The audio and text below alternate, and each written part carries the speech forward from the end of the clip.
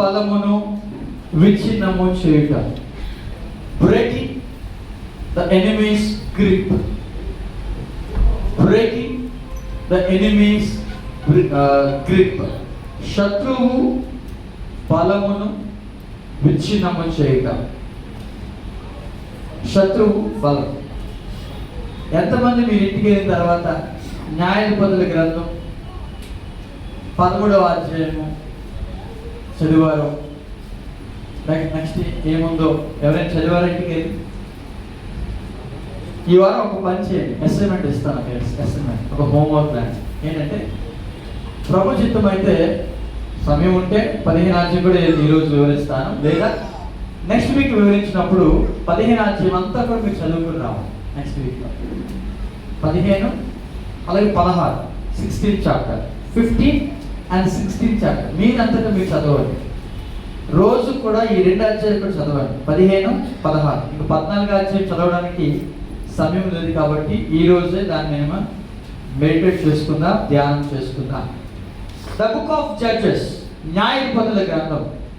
న్యాయాధిపతుల గ్రంథం అంతా కూడా ఈ 6 విషయాల్లో కూడా చుట్టూ తిరుగుతుంది.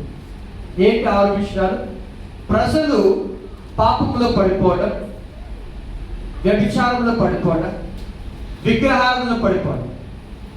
అప్పుడు దేవుడు కోపంతో వారి శత్రువుల చేతికి అప్పగించేవాడు.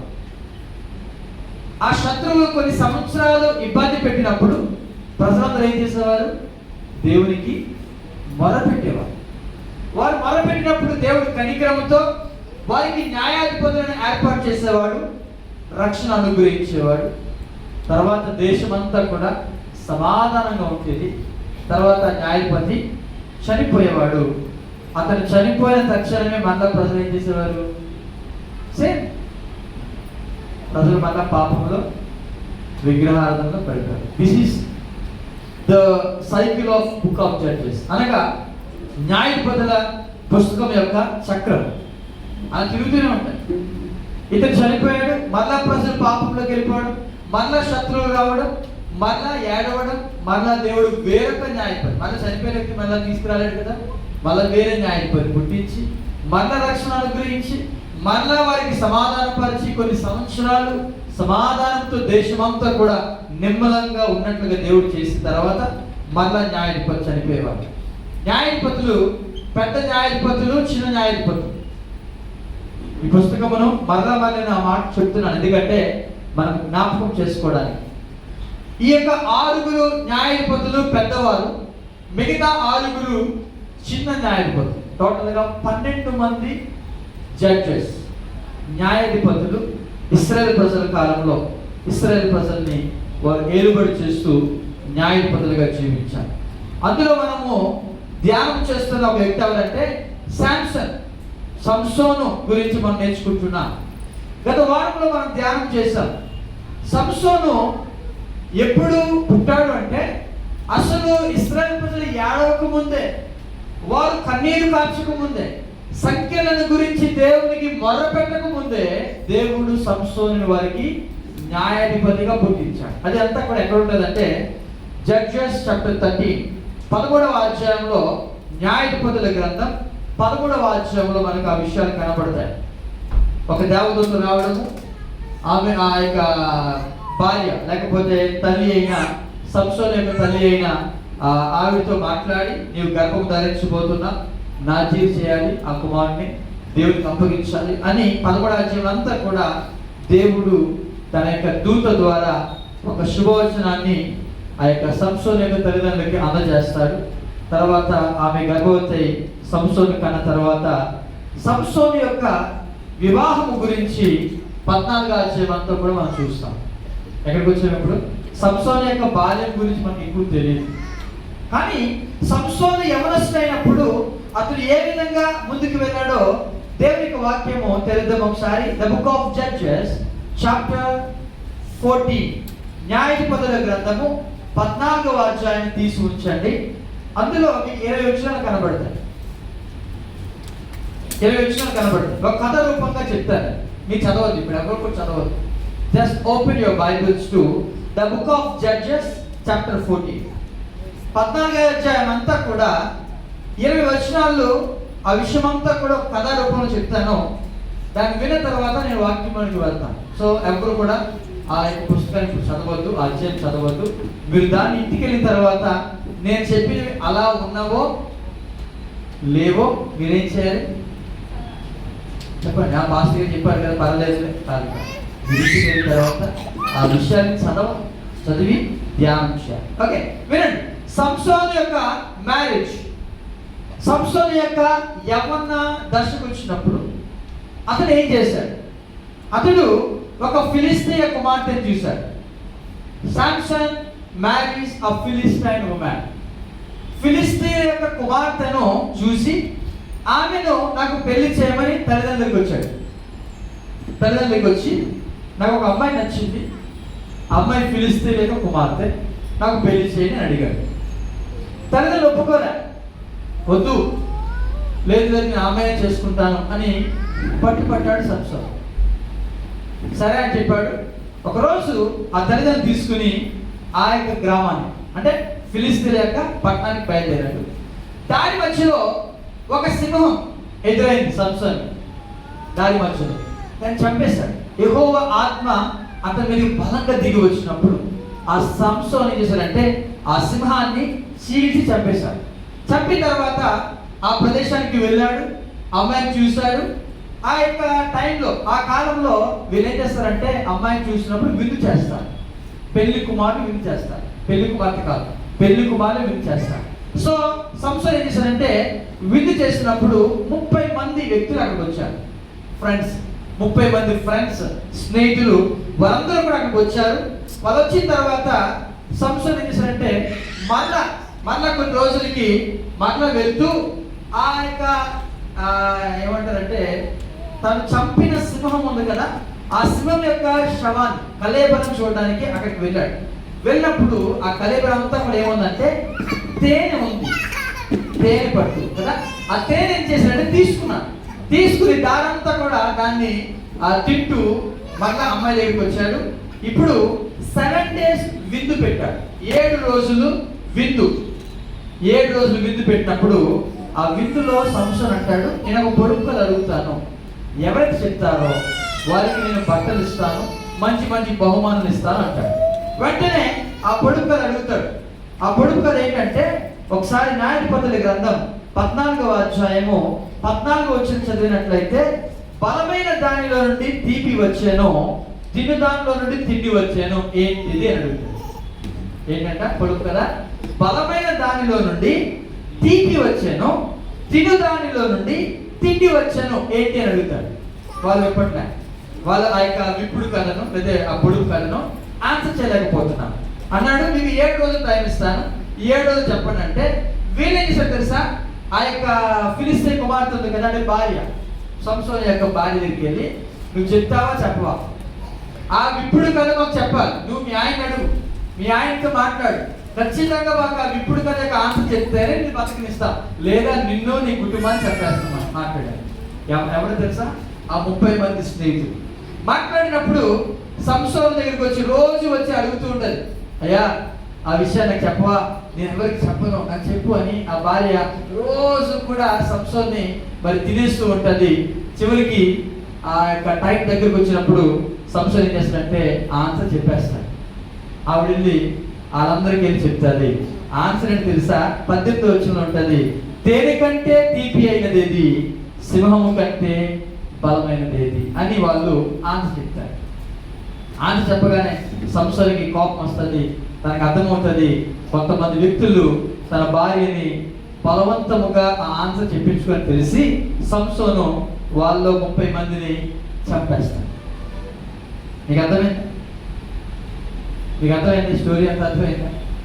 సంసోను ఆ 30 మంది ఎవరైతే తన భార్యను బలవంతం చేసి ప్రతిరోజు కూడా మరి వేదనతో ఎవరైతే ఆ యొక్క భార్యను ఏడిపించారో వాడిని ఏం చేస్తారంటే 30 మందిని కూడా చంపేస్తాం.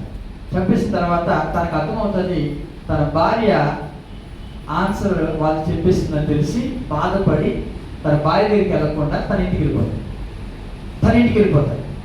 వెళ్ళిపోగానే ఈ సంసోను యొక్క చేసిన పనికి సంసోన్ యొక్క మామగారు అనగా ఆ యొక్క భార్య యొక్క తండ్రి ఏం చేస్తాడంటే ఆ భార్య మీద కోపంతో వెళ్ళిపోయాడు సంసోన్, ఇంకా రాడనుకొని ఆ భార్యని తీసుకుని ఒక ఫ్రెండ్కి ఇచ్చి పేరు చేస్తాడు. అది 14వ అధ్యాయం అంతా కూడా. 14వ అధ్యాయం అంతా కూడా మీరు ఇప్పుడు చెప్పిన విషయం అంతా మీరు గమనిస్తే, బాగా దగ్గర గమనిస్తే, వివాహం అయింది, లాస్ట్కి వచ్చేసరికి ఏమైంది? డైవర్స్ అయింది. ఇది సంసోను యొక్క వివాహము మరియు విడిపోవడం. ఒకసారి ఆలోచిద్దాం, సంసోను ఎందుకని ఇంత భయంకరమైన సమస్యలను ఎదుర్కొన్నాడు? ఒక వ్యక్తి వివాహం అనేది చాలా ప్రాముఖ్యమైనది. ఒక యవనస్తుడు, మీరు చాలా మంది యవనస్తులు ఉన్నారు, జాగ్రత్త ఈ మాటలు ఆలోచిద్దాం. ఈ మాటలు దేవుని యొక్క వాక్యంలో ఎందుకు అంతగా పర్టికులర్గా సంసోను యొక్క వివాహం గురించి రాయించాడు, ఏ విధంగా వాళ్ళు మళ్ళీ విడిపోయారు, ఆ విషయాలన్నీ కూడా ఎందుకు రాయించాడు? We have to learn some lessons. ముందే చెప్పాను, బ్రేకింగ్ ద ఎనిమీస్ గ్రిప్, శత్రువు యొక్క బలమును విచ్ఛిన్నం చేయడం. సంసోను పడిపోవడానికి గల కారణం ఏంటి తెలుసా? మనం ఏమంటామంటే దెలీలా ఒడిలోనికి వెళ్ళిపోయాడు, దెలీలా ద్వారా సంసోను పడిపోయాడు, దెలీలా సంసోను యొక్క తలంతా కూడా తీసివేసింది మనం అక్కడ మాట్లాడుకుంటాం. కానీ సంసోను యొక్క ఫాల్ లేకపోతే సంసోను యొక్క పడిపోవడం అనేది ఎక్కడ ప్రారంభమైందంటే ఈ 14వ అధ్యాయంలోనే ప్రారంభమైంది. ద ఫస్ట్ చైన్, ఒక శత్రువు యొక్క బలం ఎక్కడ ఉంటుందో తెలుసా? ఎక్కడ ప్రారంభం తెలుసా? కాంప్రమైజ్, రాజీ పడుట. ఎనిమీస్ గ్రిప్ అని మనం నేర్చుకుంటున్నాం కదా. శత్రువు యొక్క బలం ఎక్కడ ప్రారంభం చెప్పంటారా? ముందు కాంప్రమైజ్ చేస్తాడు. కాంప్రమైజ్. ఈరోజు ప్రార్థన చేయడం ఏముంది, సాయంత్రం వచ్చాక నేను ప్రార్థన చేస్తాను, ఇదే కాంప్రమైజ్. అపవాది చాలా తెలివిగా మాట్లాడతాడు, చెయ్యి, ప్రార్థన చేయి, కానీ ఇప్పుడు కాదు. ఎప్పుడు? బాప్తిస్మం తీసుకో, కానీ ఇప్పుడు కాదు. ఎప్పుడు? నువ్వు ఇల్లు కడుతున్నావు కదా, ఇల్లంతా అయిపోయిన తర్వాత నువ్వు బాప్తిస్మం తీసుకో. నేనేంటి నా పట్ల సరే, ద క్లెవర్, చాలా తెలివైన ఆన్సర్. సంసోను కూడా ఈ రాజీపరుడు అనే విషయంలో పడిపోయాడు. Samson fall into compromise, the chains of compromise. రాజీపరుడు అనే గొలుసులను విచ్ఛిన్నము చేయలేకపోయాడు ఈ బలమైన సంసోను. బలమైన సింహాన్ని జయించగలిగాడు కానీ ఈ గొలుసులను జయించలేకపోయాడు. 5 రకాల గొలుసులు మీకు చూపిస్తాను 14వ అధ్యాయం. 5 రకాల కాంప్రమైజెస్, 5 రకాల రాజీ పడుట, ఏ విధంగా సంసోను పడిపోయాడో మీతో మాట్లాడాలని ఆశపడుతూ ఉన్నాను. చూడండి 14వ అధ్యాయం వద్దాం ఒకసారి. మొదటి వచనం చదవండి. మొదటి వచనం, సంసోను తిమ్నాతునకు వెళ్ళి తిమ్నాతులో ఫిలిష్తీయుల కుమార్తెలలో ఒకతను చూచెను. Now Samson went down to Timnah and saw a woman in Timnah of the daughters of the Philistine. ఒకసారి చూడండి ఈ మాట, చూడండి ఒకసారి ఏముంది ఇక్కడ.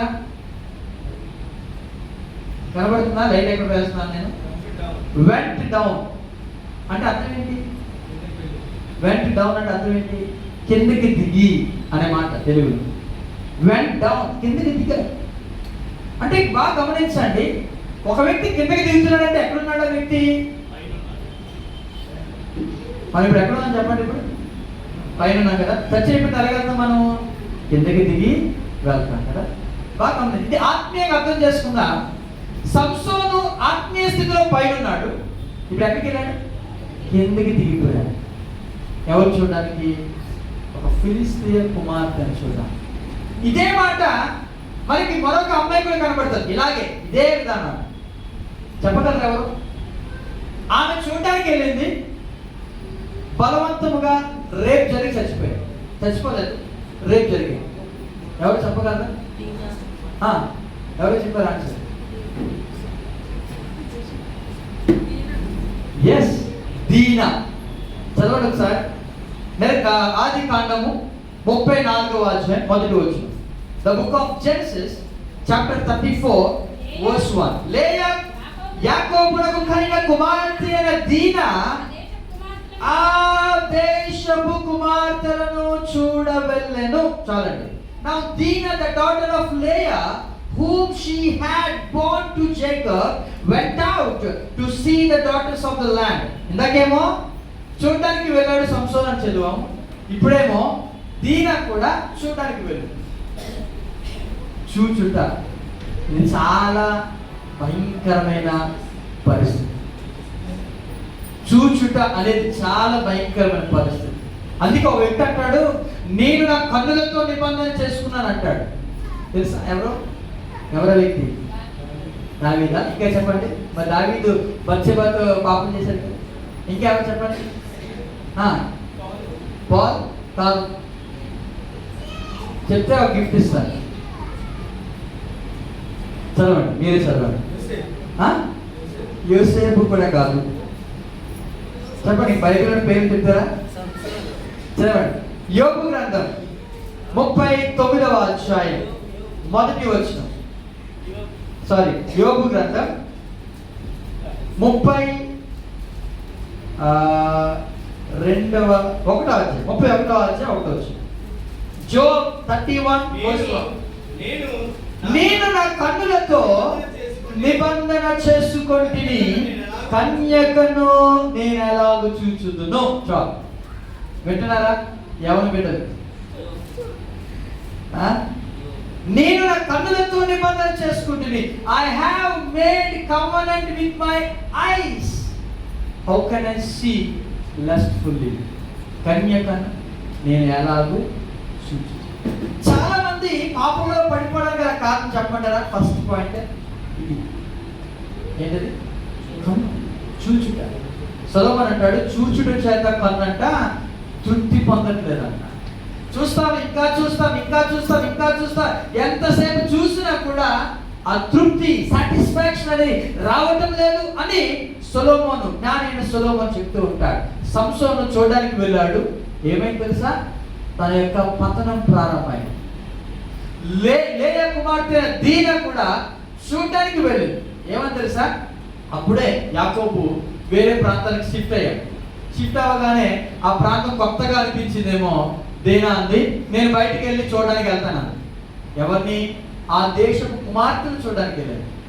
కుమారుని కాదు, అబ్బాయిని కాదు, అమ్మాయిని చూడడానికి వెళ్ళాను. వాళ్ళు ఎలా వస్త్రాలు కట్టుకుంటారు, వాళ్ళు తిండి ఏంటి, వాళ్ళు చక్కగా మేకప్ వేసుకుంటారు లేదా, ఇవి చూడడానికి వెళ్తానంటే వాళ్ళు మేబీ ఆ యొక్క వదిలిని అనుంటారేమో, అమ్మా ఎవరైనా తీసుకెళ్ళు, ఏ వదిలిని తీసుకెళ్ళు, లేదు ఒక్కదానే వెళ్తా.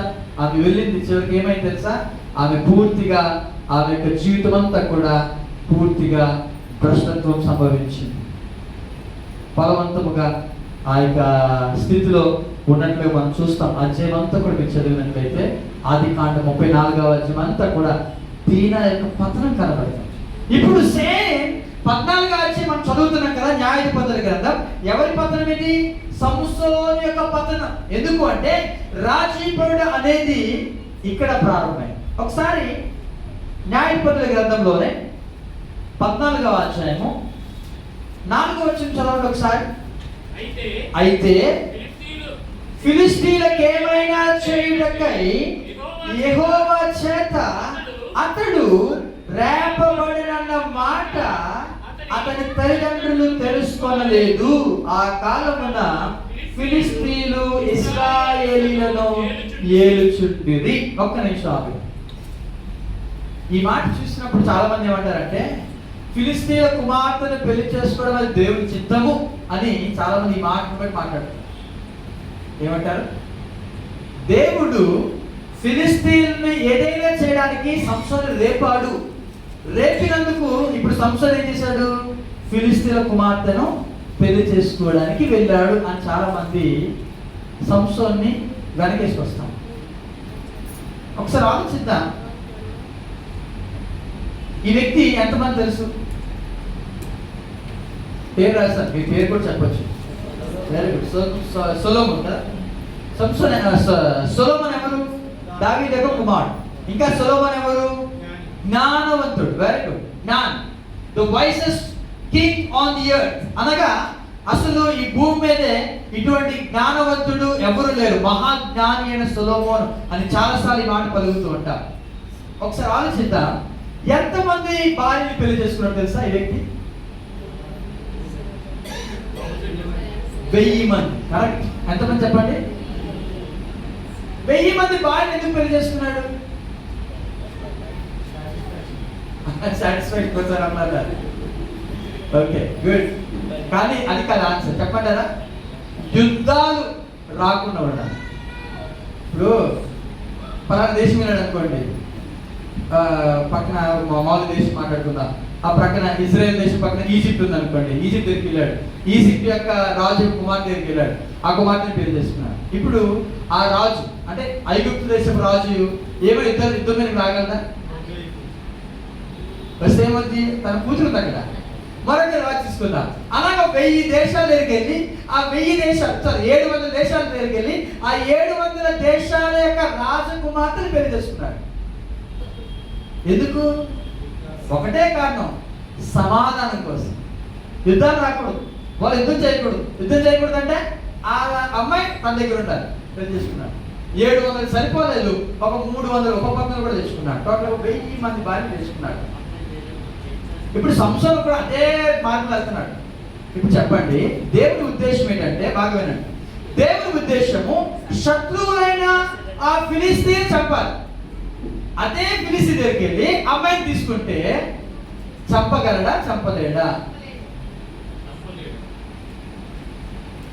అంటే ఎంత బుద్ధిహీనమైన పని సంసారం చేశాడు మీకు అర్థమవుతుందా? కానీ చాలా మంది ఏమంటారంటే, ఈ 4 వంశం తీసుకుని దేవుని చేత రేపబడ్డాడు కాబట్టి ఆ ఫిలిస్తీన్ల కుమార్తెను చేసుకున్నారు. ఆ చేసుకున్న తర్వాత వెళ్ళగలరా? వాళ్ళు ఏదైనా చేయగలరా? బాగా గమనించుదా, అది దేవుని చిత్తం కాదు. కానీ అందులో నుండి కూడా దేవుడు తన చిత్తాన్ని నెరవేర్చుకున్నాడు. గట్టిగా దేవునికి స్తోత్రం చేద్దామా? అందుకే చాలాసార్లు మనము త్వరపడి తీసుకున్న నిర్ణయాలు ఏమవుతాయంటే మనల్ని చిక్కుల్లో తీసుకెళ్తాయి. అయినా కూడా దేవుడు నమ్మదగిన దేవుడే. ఆయన హస్తము కనికరంతో సంసోన్ని పట్టుకుంది. చివరికి సంసోన్ యొక్క 2 కళ్ళు తీసివేశారు. అయినా కూడా దేవుని హస్తము సంసోన్ని విడిచిపెట్టలేదు. గట్టిగా దేవునికి స్తోత్రం చేద్దామా? ఎన్నిసార్లు మనం కూడా రాజీ పడిపోతున్నాం. చూడండి, సంసోను రాజీ పడిన చూద్దామా? సంసోను, ద కాంప్రమైజెస్ ఆఫ్ సామ్సన్. సంసోను రాజీ పడినవి కొన్ని విషయాలు చూద్దాం. మొట్టమొదటిది, desire to marry a Philistine woman. ఫిలిస్తీన్ల స్త్రీని వివాహం ఆడటానికి ఇష్టపడ్డాడు. ఇది మొట్టమొదటి. ఈ అధ్యాయంలోనే మాట్లాడుతున్నాను, 5 విషయాలు మాట్లాడుతున్నాను. First compromise. ఎక్కడ కాంప్రమైజ్ అని తెలుసా? అసలు ఈ నాజీర్ అయ్యే వ్యక్తి ఏమవ్వాలి తెలుసా? తన యొక్క దేశంలోనే అంటే ఇశ్రాయేల్ యొక్క గోత్రాల్లోనే పెళ్లి చేసుకోవాలి. వేరే దగ్గరికి వెళ్ళడానికి వీలేదు, వెళ్ళకూడదు అసలు. అటువంటిది ఫిలిస్తీన్ల దగ్గరికి వెళ్ళి అక్కడ ఉన్న ఒక ఆమెను చూచి ఆమెను ఏం చేశాడంటే పెళ్లి చేసుకోవడానికి ముందుకు వెళ్ళాడు. తనకు ఒకే ఒక ఆశ ఏంటంటే వారికి యుద్ధం చేయాలి, వారిని చంపాలి. ఎందుకంటే ఫిలిస్తీన్లు వాళ్ళ మీద ఏలిబడి చేస్తున్నారు. ఇప్పుడు ఏం చేయాలి? ఇటువంటి రూలర్స్ దగ్గరికి వెళ్ళి ఆ అమ్మాయిని పెళ్లి చేసుకుంటే వీళ్ళకి ఏమవుతుంది? సమాధానమే వస్తుంది కానీ గొడవ రాదు కదా. సంసారికి ఆలోచన ఎలా వెళ్ళిపోయింది గమనించండి ఒకసారి. సొలొమోను ఏ విధంగా చేశాడో సేమ్ ఆమె చూశాడు, ఆమెను వివాహం ఆడడానికి ఇష్టపడ్డాడు. ఈరోజు చాలా మంది వ్యక్తులు చెప్పే మాట చెప్పమంటారా? మేబీ మీరు అనుకోలేదు, నేను విన్న మాట జనరల్ మాట. నేను ఒక అమ్మాయిని చేసుకున్నాను అనుకోండి, క్రైస్తవులు కానీ అమ్మాయిని చేసుకున్నాను అనుకోండి, క్రైస్తవులైనా మన దగ్గరికి తీసుకురావడానికి అవుతుంది అన్న ఒక్క చిన్న కారణాన్ని చూపించి చేసుకుంటాను. తెలుసా? అది దేవుని చిత్తం అని భావిస్తున్నారు అనుకుంటున్నారా? ఎన్నిసార్లు మనము కూడా పర్వాలేదులే, మనతో పాటు ఆరాధన కూర్చుంటాది. ఒకసారి అంట పాస్టర్ గారి దగ్గరికి ఒక స్త్రీ వచ్చింది. అయ్యా, నేను ఒక అబ్బాయిని ప్రేమించాను, కానీ అబ్బాయి క్రైస్తవులు కాదండి, అబ్బాయిని చేసుకుంటాను. నేను అబ్బాయిని చేసుకున్న తర్వాత ఖచ్చితంగా నేను చర్చికి తీసుకొస్తాను, ఖచ్చితంగా నేను దేవుని నమ్ముకొని చేస్తాను అంటే పాస్టర్ గారు అని అంట, అమ్మా ఒక దగ్గర గోడ ఉంది, ఒక పెద్ద గోడ ఉంటుంది కదా, పెద్ద గోడ ఎక్కమన్నాడు, కొద్ది పెద్ద గోడ. ఆమె ఎక్కిన తర్వాత అన్నాడంట, నువ్వు ఈ గోడ మీద నిలబడ్డావు, ఆ వ్యక్తి ఎవరైతే నువ్వు పెళ్లి చేసుకున్నావో ఆ వ్యక్తిని కిందన పెట్టు. నువ్వేమో గోడ మీద నిలబడ్డావు కదా, ఇప్పుడు ఆ వ్యక్తిని కింద పెట్టు. ఇప్పుడు ఏం చేయాలంటే ఇద్దరు కూడా హ్యాండ్ ఇచ్చుకుని ఒకరికొకరు లాగండి. నువ్వు ఆ వ్యక్తిని పైకి లాగలవు, ఆ వ్యక్తిని కిందకి లాగలడు చెప్పమ్మా అన్నాడు. చెప్పండి, ఎవరు లాగలరు?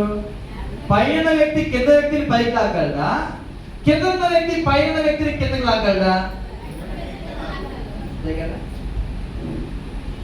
ఎన్నిసార్లు క్రైస్తవులమైన అనేక మంది యవన బిడ్డలు చేసిన పొరపాటు చెప్పమంటారా?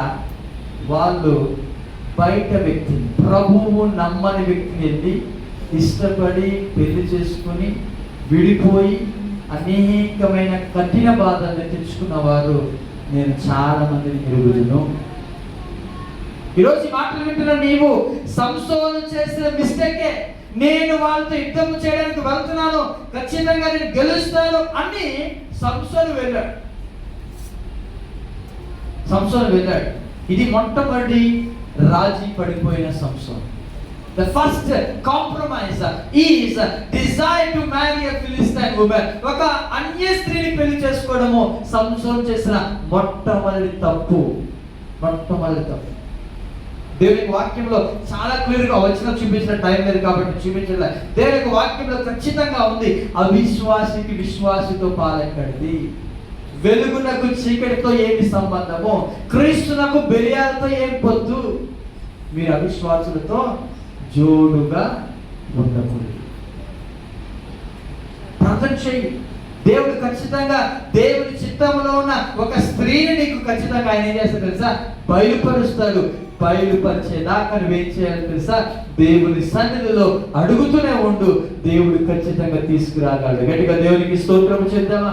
సంసోను ప్రార్థన చేస్తే బాగుంది. సంసోన్ praise, God definitely brings a girl into his life. ఒక అమ్మాయిని తీసుకొస్తాడు.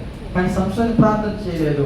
సంసోను దేవుని చిత్తం మీద ఆధారపడలేదు, వెళ్ళిపోయాడు. బైబిల్లో 2 ఎగ్జాంపుల్స్ మనకు కనబడతాయి. అన్యుల వివాహం జరిగినవి. ఒకరు రూతు, బోయాజు ఏమో ఇశ్రాయేలీయుడు, రూతు ఏమో మోయాబీరాల్ని దేవుడు రక్షించుకున్న తర్వాత అప్పుడు బోయాజు వివాహం అయింది. అంతే కదా? ఎస్తేరు, అలాగే ఎస్తేరు యొక్క భర్త అహష్వేరోషు అన్యుడు, ఎస్తేరేమో భయభక్తులు కలిగిన స్త్రీ. కానీ వాళ్ళిద్దరికి వివాహమే. ఆ 2 మాత్రమే. ఇంకెక్కడ కూడా మనకి బైబిల్లో అన్యుల యొక్క ఏమంటారు పొత్తు కుదిరినట్టుగా బైబిల్ ఎక్కడ కనపడదు. ఈ రెండింటిని తీసుకొని నేను కూడా దేవుని చిత్తం అని భావిస్తే నీకు నీవుగా ఈ యొక్క ఇరుకులు లేదా ఇబ్బందులు అనే విషయంలో ఖచ్చితంగా పడిపోతావు. సంసోను పడిపోతావు. ద ఫస్ట్ కాంప్రమైజ్, మొట్టమొదటి రాజీ పడిపోయింది తెలుసా? ఒక అమ్మాయిని చూశాడు, అది అక్కడ రాయబడింది 14వ అధ్యాయము 1వ వచనం చదవండి. ఇందాక ఆల్రెడీ చెప్పాను. సంసోను తిమ్నాతునకు వెళ్ళి తిమ్నాతులో ఫిలిస్తీన కుమార్తెల్లో ఒకటను చూచాను. అక్కడ చూచాడు, అక్కడే పడిపోయాడు. ఇది మొట్టమొదటి కాంప్రమైజ్.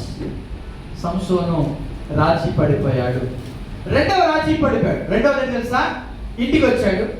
ఇంటికి వచ్చి నేను ఒక అమ్మాయిని చూస్తాను, ఆమె నాకు ఇచ్చి పెళ్లి చేయని తల్లిదండ్రులకి వచ్చాడు. కానీ వాళ్ళు అన్నారంట, చూడండి 3వ వచనం చదువుకున్నావా? 3వ వచనం, వారు నీ స్వజనుల కుమార్తెల్లోనే గాని నా జనులలోనే గాని స్త్రీ లేదనుకుని సున్నతి పొందని ఫిలిస్తీన్లలో నుండి కన్యను తెచ్చుకొనుటకు వెళ్ళుచున్నావా అని అతనిని అడిగిరి. అందుకు సంసోను, ఆమె నాకు ఇష్టమైనది కనుక ఆమెను నా కొరకు తెప్పించుమని తన తండ్రితో చెప్పాను. This is the second compromise. ఏంటి సెకండ్ కాంప్రమైజ్? తల్లిదండ్రులు చెప్పారు, బాబు వద్దు నాన్న, మన యొక్క జాతిలోనే మన గోత్రములోనే మన దగ్గరే ఉన్న అమ్మాయిల్ని నువ్వు చేసుకో, వేరే వాళ్ళు వద్దు అన్నారు. వాళ్ళు ఇచ్చిన జ్ఞానవంతమైన సలహాను సంసోను ఏం తెలుసా? త్రోసిపుచ్చారు. The second compromise, ignored parents' wise counsel, తల్లిదండ్రుల యొక్క జ్ఞానవంతమైన సలహాను విస్మరించాడు.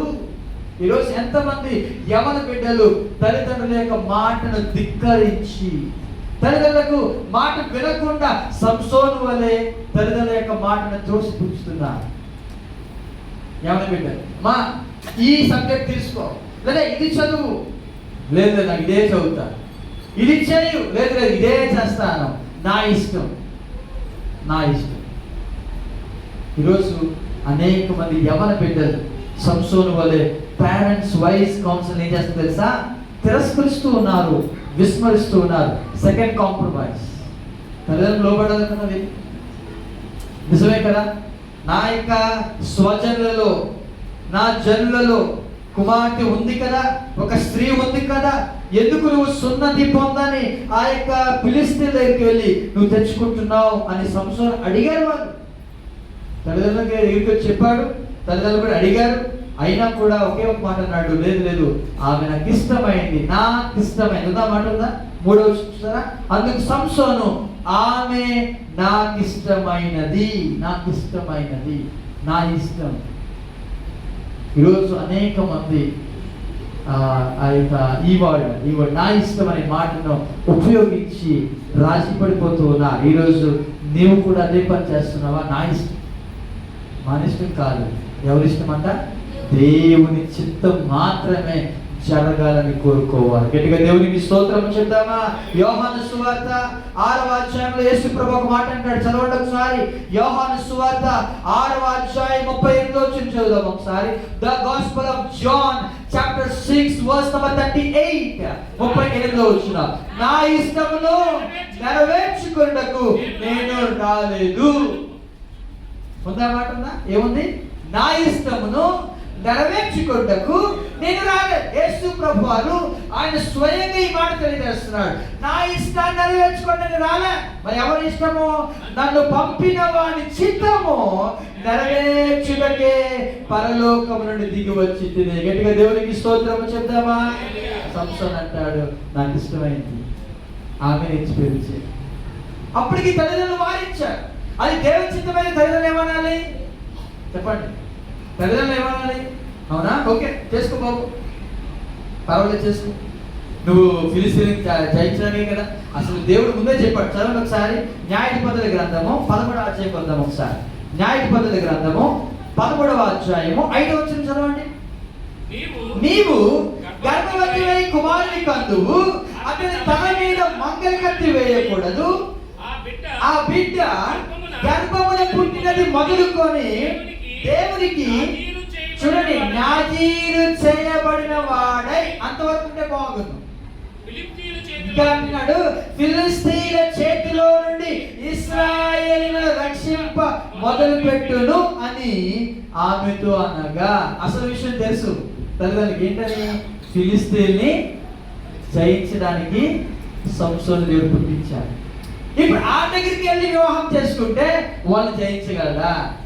వాళ్ళతోనే పొత్తు పెట్టుకున్నాడు, వాళ్ళతోనే పెళ్లి చేసుకున్నాడు. పెళ్లి చేసుకున్న దగ్గరికి వెళ్ళి వాళ్ళు పోరాడగలరా? చెప్పండి. వద్దు నాన్న, చేసుకోవద్దు నాన్న అని తల్లిదండ్రులు విస్మరిస్తున్నా.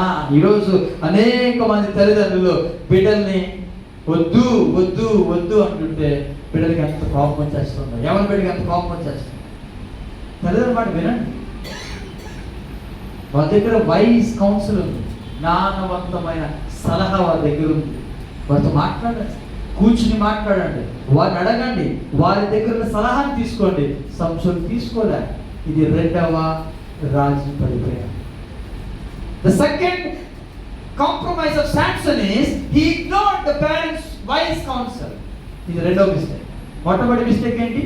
ఫిలిష్తీయుల కుమార్తెను పెళ్లి చేసుకోవడం. 2వ మిస్టేక్ ఏంటి? తల్లిదండ్రుల యొక్క సలహాను త్రోసిపుచ్చడం. 3వ రాజీ పడ్డాడు. వెళ్దామా? 3వది, came near to vineyards of Timnath. చూద్దాం ఒకసారి. 14వ అధ్యాయం కొద్దాం. 14వ అధ్యాయము 5వ వచనం చదవండి. 5వ వచనం. సంసోను అప్పుడు సంసోను తన తల్లిదండ్రులతో కూడా తిమ్నాతునకు పోయి తిమ్నాతు ద్రాక్ష తోటల వరకు వచ్చినప్పుడు, ఒకసారి ఆగుదాం. ఎక్కడికి వచ్చాడు? అందరూ చెప్పండి, ఎక్కడికి వచ్చాడు? మీరు తిమ్నాత్ అంటున్నారు. తిమ్నాత్ కాకుండా ఇంకొక మాట ఉంది అక్కడ. తిమ్నాత్ దగ్గర ఒకటి ఉంది, తోటలు ఉన్నాయి. ఏ తోటలు అవి? మళ్ళా ఇంకా గట్టిగా చెప్పండి. అసలు నాజీర్ అనే వ్యక్తి ద్రాక్ష అనే దానికి సంబంధించిన దాని దగ్గరికి వెళ్ళొచ్చా? గత వారం చెప్పారు. నాజీర్ అంటే ఏంటి? వ్రతం. వ్రతం ప్రత్యేకించబడ్డం, వ్రతం, దేవుని కొరకు అప్పగించబడి, ఇవన్నీ విషయాలు దేవుడు ముందే చెప్పాడు. ద్రాక్ష దానికి సంబంధించిన దేన్ని కూడా ఏం చేయకూడదు, ముట్టుకోకూడదు. ఇప్పుడు ఎక్కడికి వెళ్ళాడు? ఆ ద్రాక్ష తోట దగ్గరికి వెళ్ళిపోయాడు. అంత రాంగ్ అది. తిమ్నాత్ దగ్గరికి వెళ్తున్నాడు. తిమ్నాత్ దగ్గర ఒక తోట ఉంది. ఆ తోటలు ఏంటంటే ద్రాక్ష తోటలు అంతవరకు వచ్చేసాడు. అక్కడ రాయబడిన మాట తెలుసా? తిమ్నాతు ద్రాక్ష తోటల వరకు వచ్చినప్పుడు అనే మాట మనం చూస్తాం. బాగా గమనించండి. మీరు వాక్యం చదువుతున్నప్పుడు చాలా స్పష్టంగా ప్రతి మాట మీరు ధ్యానం చేస్తేనే వాక్యంలో ఉన్న లోతైన ఆ భావాన్ని మీరేం చేస్తారు? చేదుకోగలరు. జ్ఞానవంతుడంట లోతైన నీళ్లను చేదుకుంటాడని బైబిల్ తెలియజేస్తుంది. సామెతలో మాట్లాడుతుంది. ఓకే, విందా. మూడవ రాజీ పడ్డం ఏంటి తెలుసా? వాళ్ళు వెళ్తూ ఉన్నారు, తల్లిదండ్రులు నడుస్తూ ఉన్నారు. ఎదురుగా కనబడుతున్నాయి తోటలు కనబడుతున్నాయి. అన్ని తోటలే. ఏ తోటలవి? చెప్పండి, గట్టిగా చెప్పండి. అసలు వెళ్ళొచ్చా ఆ ప్లేస్కి? ఆ పక్కన అన్నారు, బాబు బాబు వెళ్ళొద్దు వెళ్ళొద్దు, ద్రాక్ష తోట. ఏం కాదు ఏం కాదు, పర్వాలేదు. ఈరోజు ఎంతమంది పర్వాలేదు అనే విషయంలో పడిపోయిన ఎంతమంది ఉన్నారు? పర్వాలేదు, ఏం కాదు, నాకు ఏం కాదు, ఏం ముట్టుకున్నా ఏం కాదు. అసలు నేను ఎవరనుకున్నా అభిషేకం కలిగిన వ్యక్తిని. నేను ఎవరనుకున్నా? దేవుని యొక్క ఆత్మ నా మీదకి ఏమొస్తుంది? బలముగా దిగి వస్తుంది. ఏం పర్వాలే, ద్రాక్షతో ఏం చేయలేవు. అసలు దేవుడే చెప్పాడు, నా జీవి చేయబడిన వాడే ద్రాక్ష వల్లికి సంబంధించింది ఏది కూడా ముట్టుకోవడానికి వీల్లేదు. అలాంటిది ద్రాక్ష తోటలకే వెళ్ళిపోయాడు. ద్రాక్ష వల్లి అంటే ద్రాక్ష ఎంత చెప్పండి, ఆ దాన్ని ముట్టుకోడు. అలాంటి దాన్నే ఒక పెద్ద తోటలోనికి వెళ్ళిపోయాడు.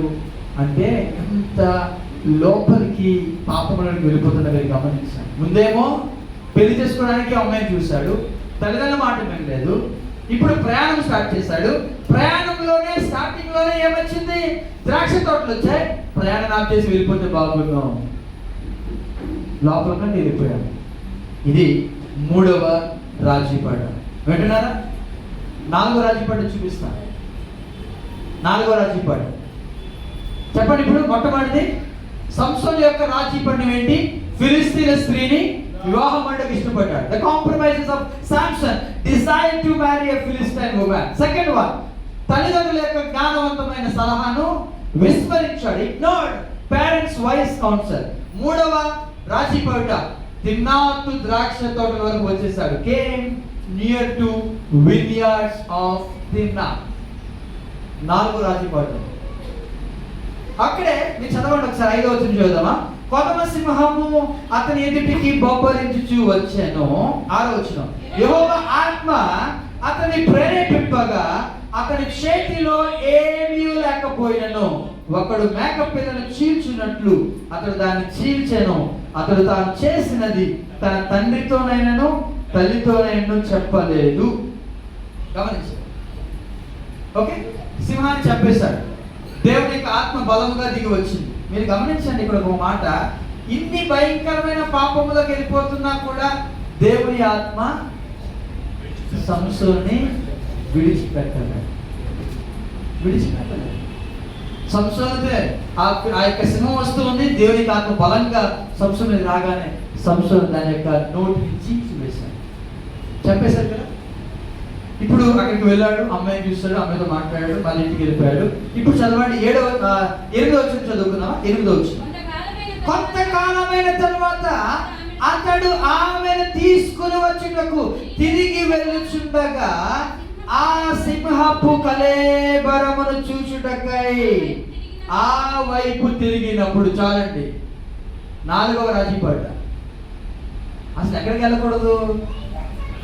డెత్ చచ్చిపోయినది ఏదైనా ముట్టుకోవడానికి వీలు. నాజీలంట చనిపోయిన మృతదేహాన్ని దగ్గరికి వెళ్ళడానికి వీలు. అలాంటిది సింహాన్ని చంపాలి కదా, ఆ సింహం ఎలా చచ్చిపోయిందో, ఎలా ఉందో, అక్కడ ఉందా లేదా ఒకసారి చూద్దామని చెప్పి సింహం యొక్క కళేబరమును చూచుటకే వెళ్ళాడు. gone to see the carcass of the lion.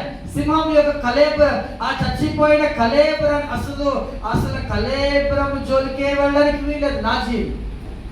దేవుని వాక్యంలో క్లియర్ గా దేవుడు మోషే ద్వారా ఇచ్చిన ఆజ్ఞ ఏంటి తెలుసా? ఎవడైనా నాజీరుడు ప్రత్యేకించుకుంటే ఏం చేయకూడదంట, మృత కళేబరం దగ్గరికి వెళ్ళకూడదు. చివరికి తల్లిదండ్రులు చనిపోయినా కూడా ఆ డెడ్ బాడీ కూడా ముట్టుకోవడానికి వీలు. అంత ప్రత్యేకం వాళ్ళకి. ఒకవేళ ముట్టుకుంటే ఆ వ్యక్తి నాజీరు ఏమైంది? ఫెయిల్ అయిపోయాడు. మళ్ళా నాజీరు స్టార్ట్ చేయాలి మళ్ళా అని సంఖ్యాకాండం 6వ అధ్యాయం అంతా కూడా మీరు ఇంటికి చదవండి. దేవునికి ఆజ్ఞలు అక్కడ రాయబడ్డాయి. నాజీరు అనే వ్యక్తి చాలా ప్రత్యేకంగా దేవుని కొరకే మాత్రమే జీవించాలి. అలాంటిది సంసోను యొక్క రాజీ పడ్డం గమనిస్తున్నారా మీరు? ఫిలిష్తీయుల కుమార్తెను చేసుకోవడానికి ఇష్టపడ్డాడు. 2 తల్లిదండ్రుల యొక్క మాట వినలేదు. 3 ద్రాక్ష తోటలకు సంబంధించి దేని ముట్టుకోవడానికి వీళ్ళు, అలాంటి ద్రాక్ష తోటలోకి వెళ్ళిపోయాడు. 4 సింహపు కళేబరాన్ని చూడడానికి వెళ్ళాడు.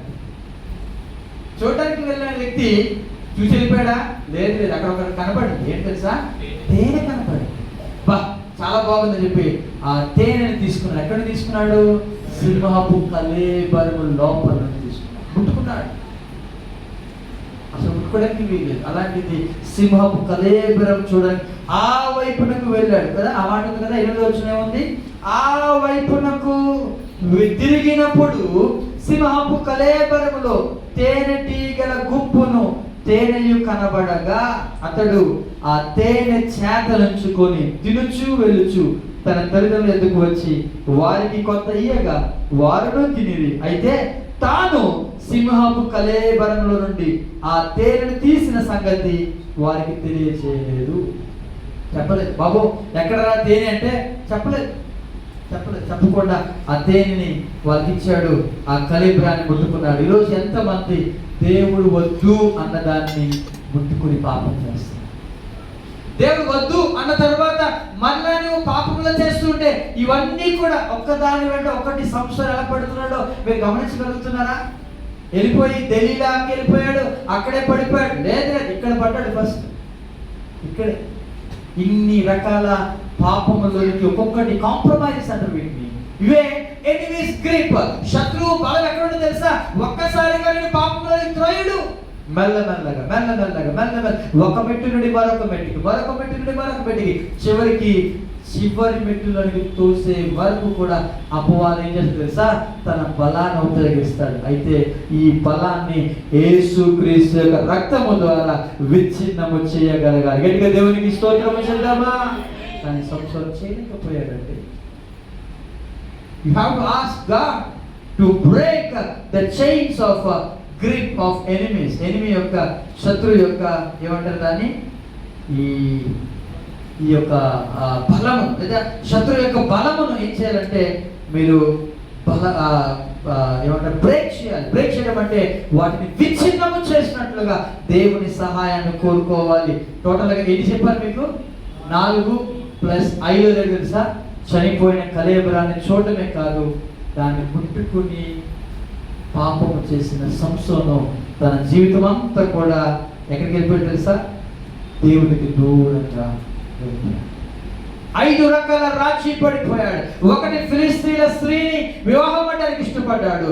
ఆ తల్లిదండ్రుల జ్ఞానవంతమైన సలహాను విశ్రమించాడు. తిమ్నాతు ద్రాక్ష తోటల వరకు వచ్చేసాడు. సింహపు కళేబరాన్ని చూడడానికి వెళ్ళాడు. ఫస్ట్ చూసి వ్యక్తి వెళ్ళిపోవాలి కదా. అక్కడ ఒకటి కనపడింది. ఏం కనపడింది? తేనె. వెళ్ళిపోయాడు. ఆ తేనె ముట్టుకున్నాడు. అంటే దేని ముట్టుకున్నాడు? సింహపు కళేబరం యొక్క ఆ యొక్క బాడీని, చనిపోయిన కళేబరాన్ని ముట్టుకున్నాడు. పాపం చేశాడు. భయంకరమైన పాపాన్ని తన మీద తెచ్చుకున్నాడు. చూడండి, పాపం అనేది ఒక్కసారిగా ఇది రాదు. అది మెల్లమెల్లగా స్టార్ట్ అవుతుంది. మెల్లమెల్ల కాంప్రమైజ్. పర్వాలేదు అనే మాట వచ్చిందా, you should be very careful. నీ లోపల ఉన్న మనస్సులో ఒక మాట వస్తుంది, ఆ పర్వాలేదులే అనే మాట వచ్చిందా ఖచ్చితంగా నువ్వు పడిపోతావు. పర్వాలేదు అనే మాట రావద్దు. దేవుని విషయంలో పర్వాలేదు కాదు. యెహోవా కార్యమునంట అశ్రద్ధగా చేయవాడు ఏమవుతాడు చెప్పట్లేదు ఎవరు? చదవండి యెషయా గ్రంథం.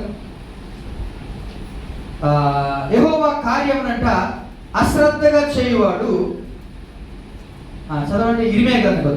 ఇర్మియా గ్రంథంలో ఆ మాట మనకు కనబడుతుంది. ఇర్మియా గ్రంథము, యెహోవా కార్యమును అశ్రద్ధగా చేయువాడు శాపగ్రస్తుడు అనే మాట మీకు కనబడుతుంది. చదవండి ఒకసారి ఆ మాట. ఇర్మియా గ్రంథం 48వ అధ్యాయం, the book of Jeremiah chapter 48 verse number 10. 10వ వచనం చదవండి. యెహోవా కార్యమును అశ్రద్ధగా చేయువాడు చాలండి శాపగ్రస్తుడగునుగాక. ఏ కార్యం అంట? యెహోవా కార్యం. ఈ మాట అనండి, దేవుని కార్యమును అశ్రద్ధగా చేయువాడు శాపగ్రస్తుడు. దేవుని కార్యం అంటే చర్చికి రావడం దేవుని కార్యం, దేవుని కోసం ప్రార్థన చేయడం దేవుని కార్యం. ఇవన్నీ కూడా దేవుని కార్యాలే. ఈ దేవుని కార్యం ఎలా చేయకూడదు? అశ్రద్ధగా చేయొద్దు. పర్వాలేదులే అనొద్దు. పర్వాలేదు అనొద్దు. దానికోసం ప్రత్యేకమైన పనులు చేయాలి. ఎవరైనా పర్వాలేదులే అంటారా? ఫ్లైట్ జర్నీ 12 గంటలకు అనుకోండి, 12 గంటలకు అనుకోండి, ఎన్ని గంటలకు వెళ్తారు? ఎన్ని గంటలకు వెళ్తారు? మొన్న లాస్ట్ వీక్ మన దగ్గరికి వచ్చారు కదా లలిత గారు వారి యొక్క పేరెంట్స్. మొన్న ఫ్రైడే వాళ్ళు వెళ్ళారు, తిరిగి వెళ్ళారు. 12:30కి వారి యొక్క ఫ్లైట్. వారు ఎన్ని గంటలకు వెళ్ళారు తెలుసా? 2 hours ముందు 10:30. ఎందుకని వెళ్ళాలి ఖచ్చితంగా. పర్వాలేదు అని ఎవరంటారా? పర్వాలేదు ఎవరంటారా? అన్నారంటే అయిపోయింది ఆ వ్యక్తి. నేను బెంగళూరులో ఉన్నప్పుడు మా నాన్నగారు నన్ను చూడడానికి వచ్చాను. ఒక పెళ్ళి వివాహం అక్కడ సెలబ్రేషన్లో పాల్గొనడానికి వచ్చారు. వివాహం అయిపోయింది. తిరుగు ప్రయాణంలో ఫ్లైట్ వెళ్ళాలి. నా రూమ్లో ఒక వ్యక్తి ఉన్నాడు, ఫ్రెండ్. నేను అక్కడే ఉన్నాను. మా నాన్నగారు రెడీ అయిపోయింది. ఇక early morning flight, around 6 o'clock flight. మేము అక్కడ 4 గంటలకెళ్ళి ఉండాలి, 2 hours ముందు ఉండాలి. నాన్నగారు 3 గంటలకు లేచి రెడీ అయిపోయారు. నేను రెడీ అయిపోయాను. ఆ వ్యక్తి అన్నాడు, పర్వాలేదు అంకుల్. అది అక్కడే ఉంటాడు యాక్చువల్గా, బెంగళూరు అబ్బాయి. పర్వాలేదు అంకుల్ అన్నాడు అంతే. నాన్నగారు లేదు తొందరపడుతున్నారు, లేదు వెళ్ళాలి పర్వాలేదు అనే మాట అన్నాడు అంతే అబ్బాయి. అక్కడికి వెళ్ళాము. నాన్నగారు లోపలికి వెళ్ళకుండా గేట్ క్లోజ్ అయిపోయింది. లోపల డాడీకి ఫోన్ చేశారు, వెళ్ళలేదురా, గేట్ క్లోజ్ అయిపోయింది, ఫ్లైట్ వెళ్ళిపోయింది, మిస్ అయిపోయింది. వెంటనే అక్కడే మళ్ళీ వేరే ఫ్లైట్ బుక్ చేసి మళ్ళీ అక్కడి నుండి డాడీ వెళ్ళినట్టుగా మనం చేస్తాం. ఎన్ని రోజులు మనము కూడా పర్వాలేదు అనే మాట అన్నామా ఖచ్చితంగా దేవుని ఆశీర్వాదాలు మిస్ అయిపోతాం. తల వంచుదాం, కళ్ళు మూసుకుందాం. రాజీ పడదు దేవుని విషయాల్లో. సంసోను రాజీ పడిపోయాడు. పర్వాలేదులే, ఫిలిస్తీయులను యుద్ధం చేయడానికే కదా ఈ అమ్మాయిని పేరు చేసుకుంటే బాగుంటుంది. పర్వాలేదులే, నాతో పాటు దేవుని దగ్గరికి వస్తుంది, నాతో పాటు ప్రార్థన చేస్తుంది, పర్వాలేదులే వివాహం చేసుకుంటాను అనే తప్పుడు అడుగు వేస్తున్నావా ప్రియ సహోదరుడా, ప్రియ సహోదరుడు? పర్వాలేదులే, తల్లిదండ్రులకి ఏం తెలుసు, వారు